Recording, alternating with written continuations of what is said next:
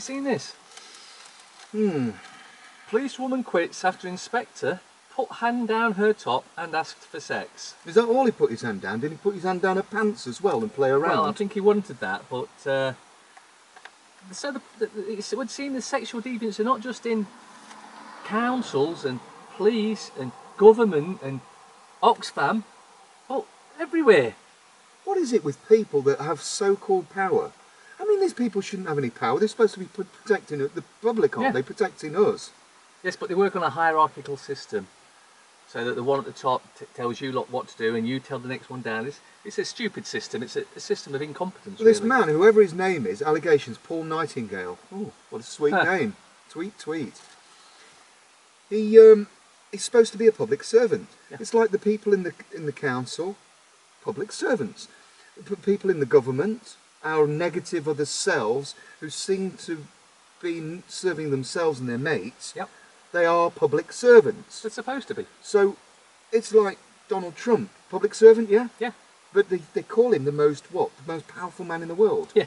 He shouldn't have any power whatsoever. These police shouldn't have any power. Our local mafia shouldn't have any power.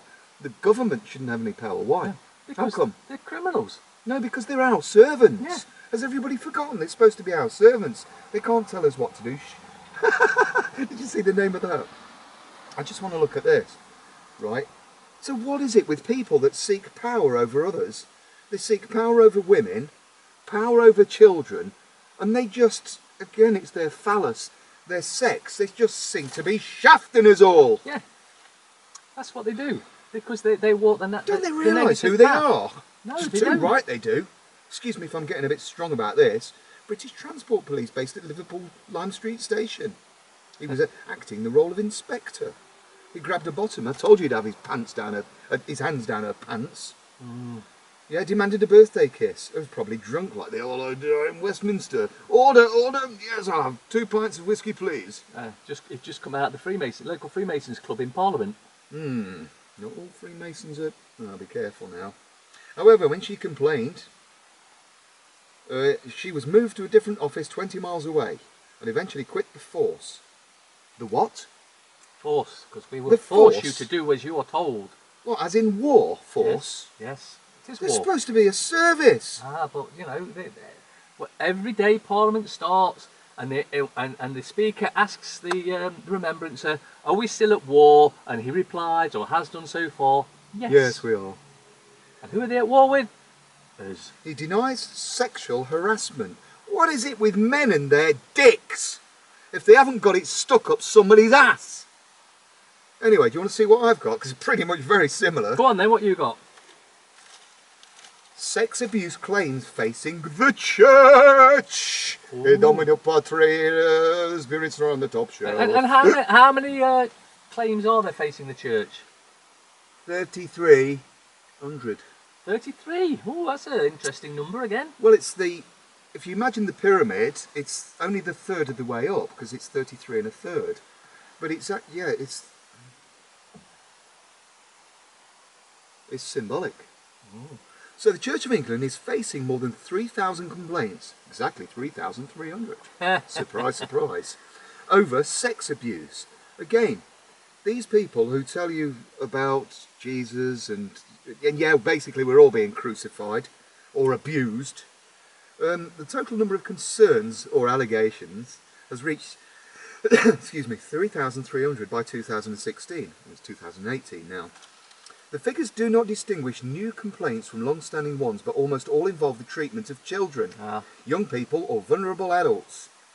There'll be 6,660 now then. Oh, come on, little children. Didn't the new dope in the Vatican, the Pope. The child trafficker. I think I was right in saying the dope.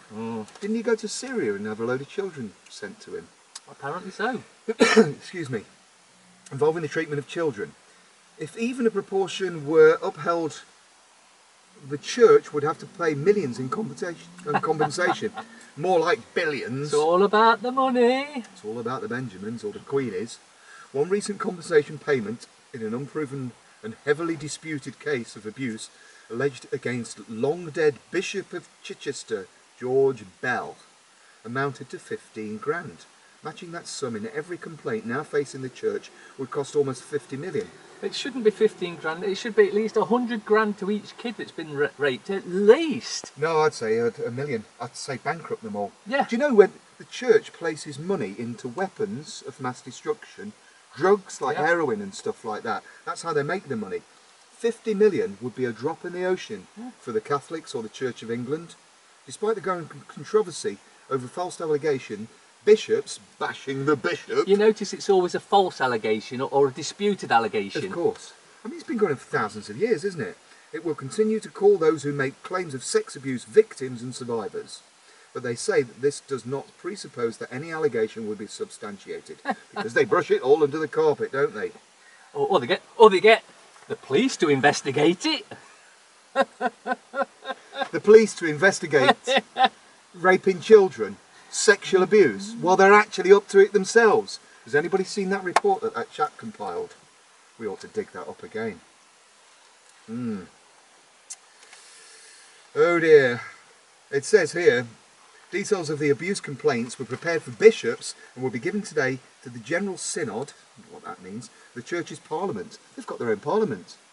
Hold on, parliament, police, church, all sex pests, rapists. It seems like they're in their own gang and we're not invited. The church's parliament. Do you know in Islam they have the Sharia law? So the Church of England have got their own law, have they? Yeah. They're the law of buggering children. The disclosure follows difficult months for Archbishop of Canterbury, Justin Welby, who, by the way, is very, very bestie mates with, guess who? Prince Charles. Ah, well, that says it all, really, doesn't it? And who was Charles mates with for 30 years? Jimmy Savile.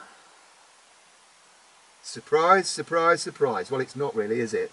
And colleagues over a series of damaging sex abuse scandals.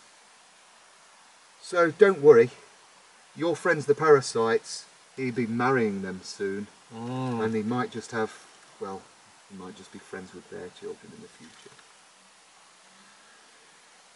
Buggery, buggery, buggery.